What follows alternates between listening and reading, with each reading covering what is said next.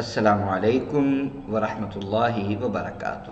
آپ سن رہے ہیں سلسلہ جوامع الکلم، اور اس میں ہم جانے دو عالم صلی اللہ علیہ وآلہ وسلم کے فرمودات آپ تک پہنچاتے ہیں۔ ان ابی ہریرہ قال قال النبی صلی اللہ علیہ وسلم من لم يدع قول الزور والعمل به فليس لله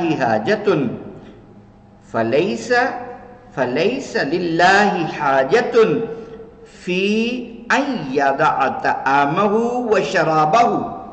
اس کو امام بخاری نے اور امام ترمذی نے روایت کیا۔ حضرت ابو ہریرہ رضی اللہ عنہ سے مروی ہے کہ حضور نبی اکرم صلی اللہ علیہ وآلہ وسلم نے فرمایا، جو شخص بحالت روزہ جھوٹ بولنا اور اس پر برے عمل کرنا ترک نہ کرے تو اللہ تعالیٰ کو اس کی کوئی ضرورت نہیں کہ وہ کھانا پینا چھوڑ دے۔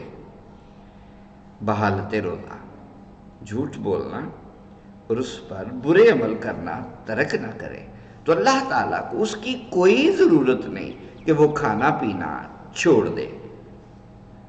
جھانکیے کہ کیا ہم نے صحیح روزہ رکھا ہے۔